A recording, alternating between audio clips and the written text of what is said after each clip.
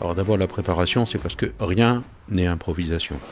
Quand on improvise, c'est la porte ouverte à tous les dangers. La compréhension de l'adversaire, c'est de dire, si j'étais à sa place, comment est-ce que je ferais?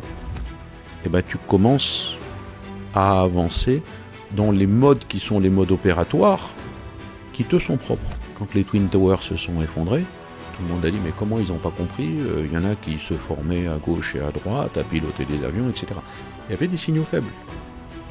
Mais ils n'avaient pas la sensibilité de capteur pour que ça allume des petites lampes et dire attention à ces signaux faibles. La guerre du temps, c'est pas forcément de dire on fait tout plus vite.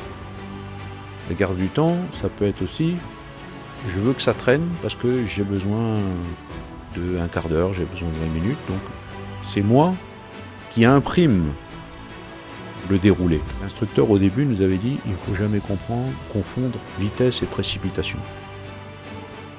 Donc quand tu fais des trucs en vitesse, c'est là où tu dois prendre ton temps pour le faire, et plus tu seras habitué à le faire, et plus tu iras vite. Que ce soit l'entreprise ou que ce soit une unité, je veux dire, on a fait la mission, mais demain il y en a une autre.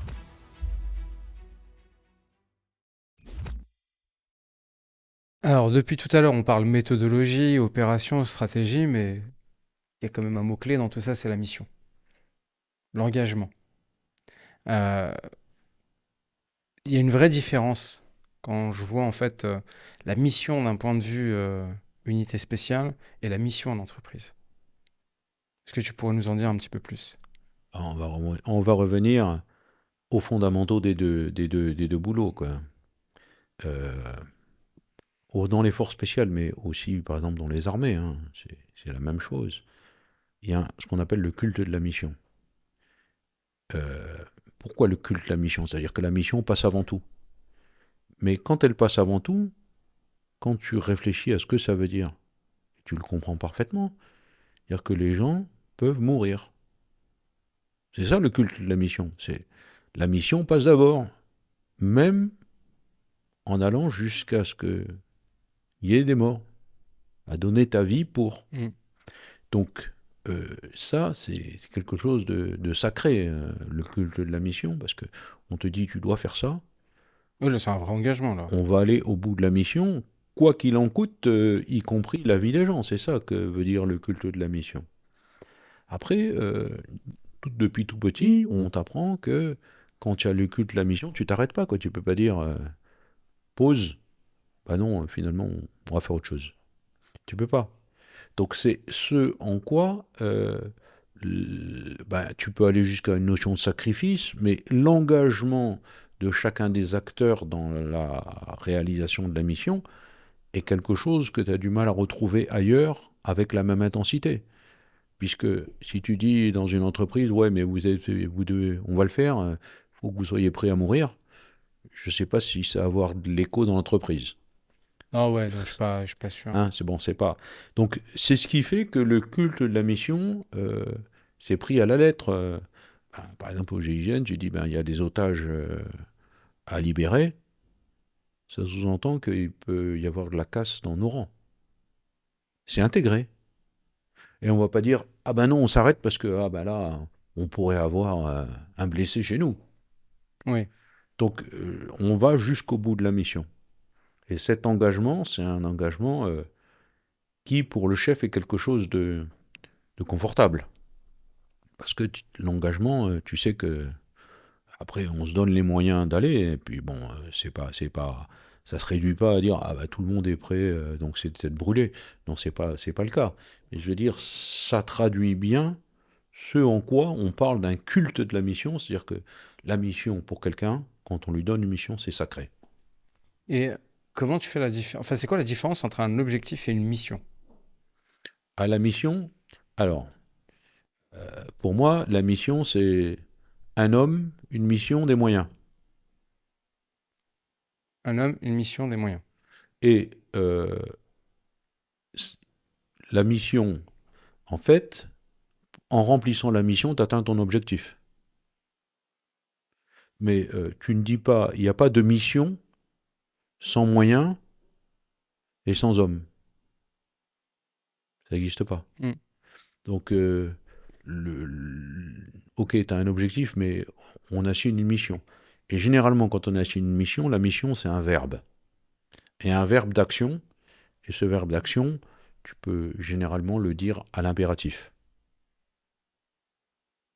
Comme quoi, comme... Bah, tu peux dire arrêter telle personne, euh, s'emparer de tel bâtiment. Tu vois, D'accord. c'est un verbe d'action. Et généralement, quand tu as une mission, la mission, c'est un verbe avec deux choses, un lieu et du temps. C'est-à-dire que la mission s'applique toujours dans un cadre spatio-temporel.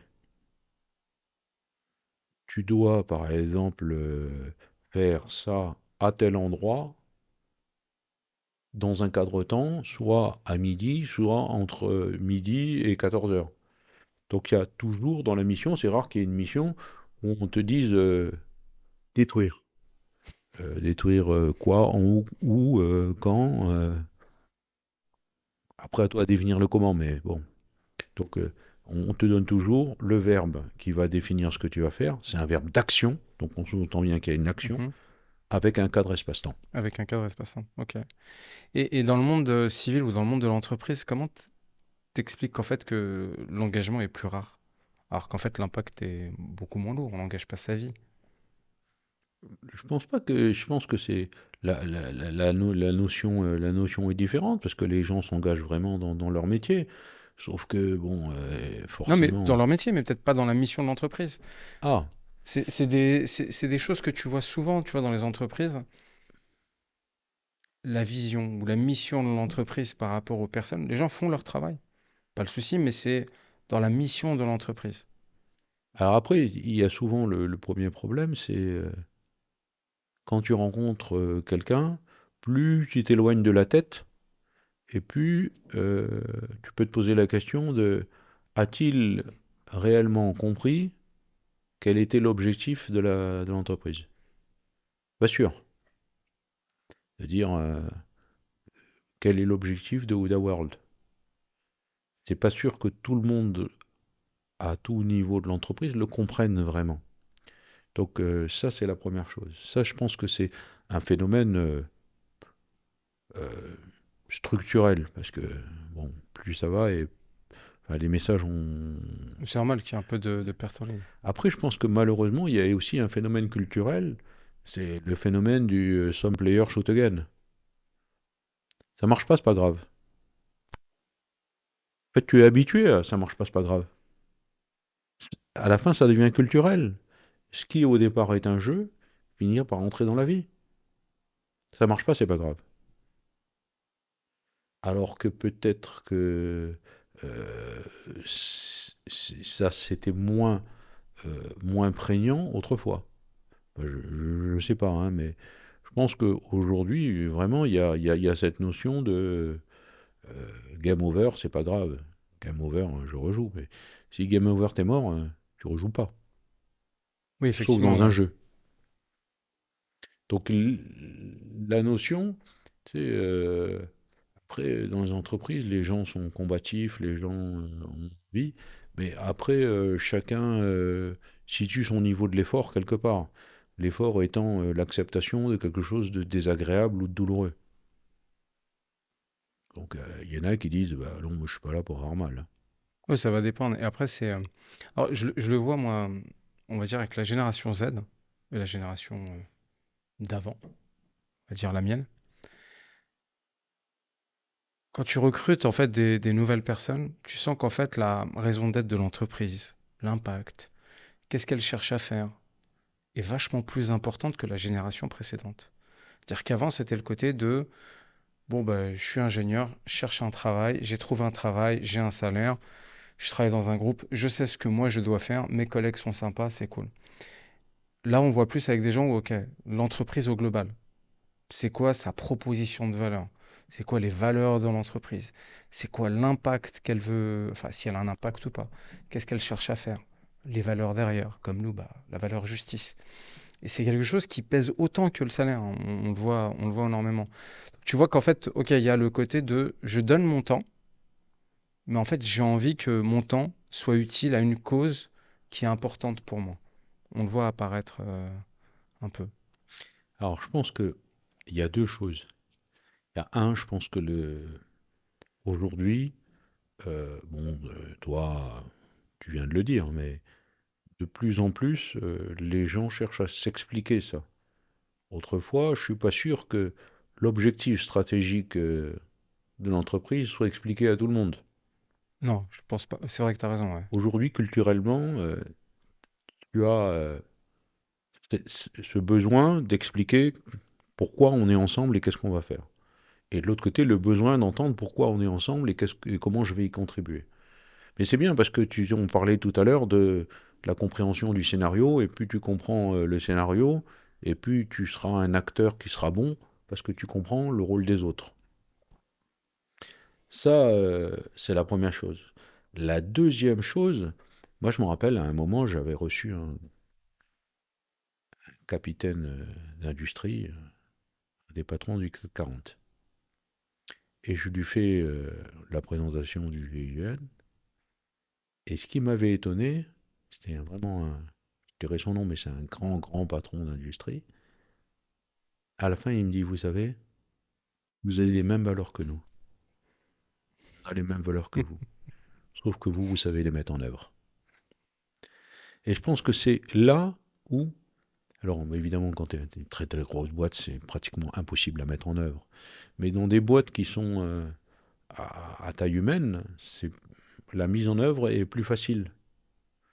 Moi, tu vois, j'ai toujours dit, je ne crois pas à la construction du collectif avec une brochette partie. La construction du collectif ne se fait que dans la douleur. C'est quand tu es dans la difficulté que tu apprécies l'aide de l'autre. Et c'est là où tu construis le collectif. Et après, une fois que tout le monde est content parce qu'on a souffert ensemble, on partage des trucs et à ce moment-là, on va faire une brochette Ouais, c'est partie. vrai, hein. Et pas dire on fait une brochette partie ou un team builder et building et puis après on va être super solidaires ensemble. Non, on n'est pas solidaires ensemble. On est solidaires que parce que il y en a un qui trouvait que le sac était bien lourd et l'autre il dit tiens donne-moi un peu que j'en prenne dans mon sac, ça sera plus léger pour toi. Donc en fait, là, ce que tu recommandes aux entreprises, c'est de ne pas faire dormir les gens, de leur mettre dans l'incertitude Non, et non, non, d'avoir... non, non, Non, mais je comprends. j'ai pas la solution, mais je pense que euh, c'est bien de dire aux gens, d'expliquer pourquoi, euh, quel est l'objectif qu'on s'est fixé, d'expliquer, parce que souvent, plus tu as une structure pyramidale, et plus les étages inférieurs n'ont qu'une vision parcellaire, ou une vision en tuyau d'orgue, ou des bruits de couloir, ou les bruits de la machine à café. Donc c'est bon de temps en temps de remettre ça et de dire, ben voilà, notre objectif c'est ça, et voilà comment on l'atteint, et de l'expliquer. Comment tu fais pour lutter là, contre ces bruits de couloir et ces rumeurs qui peuvent Alors je devenir pense des que vérités c'est humain. C'est humain, même si peut-être que dans notre pays on est plus amateur des bruits de couloir, des bruits de chiottes, des bruits de machine à café, enfin on l'appelle comme on veut, hein. Mais je pense que la meilleure façon, moi quand j'étais au GIGN, et je pense que tous mes successeurs et mes prédécesseurs faisaient la même chose, j'appelais ça le management de la porte ouverte. C'est-à-dire que le chef doit toujours être accessible. Dès lors que le chef est accessible et que les gens le sentent, ils vont le voir. Et puis un jour, tu as un gars qui dit ouais, dis donc, il y a un truc, ça semble bizarre. Je me rappelle, chez Hygiène, tous les matins, on prenait le café ensemble et on allait dire bonjour on disait bonjour à tout le monde, on serre la main à tout le monde.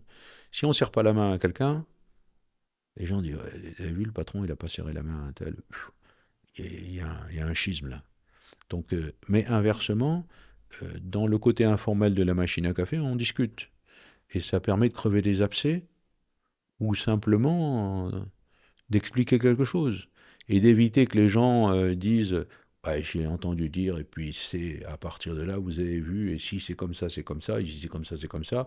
Et à la fin, l'homme a vu l'ours, puis on raconte une histoire qui n'a rien à voir exactement. avec la réalité. Et puis les gens aiment bien de toute façon se faire mal à raconter des choses qui sont compliquées. Donc je pense que la meilleure façon, c'est justement d'être accessible pour que les gens n'hésitent pas à rentrer dans ton bureau en disant, bon, au cours d'une conversation informelle, pas dire il faut que je te voie, machin, mais au cours d'une conversation informelle, tu sens que il y a un petit truc qui voudrait éclaircir, quoi. Clair, clair par rapport à ce que tu dis. Et je sais que je m'en avais parlé plusieurs fois. Il y a aussi dans le recrutement, pour créer la confiance, en fait, c'est pas que du savoir-faire, c'est surtout du savoir-être.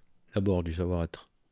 Je pense que d'abord du savoir-être, parce que le savoir-faire, finalement, bon, c'est comme si tu demandes à quelqu'un s'il sait marcher. Oui, il sait marcher. Et tu le recrutes parce que il Il a marche une bien. compétence de base.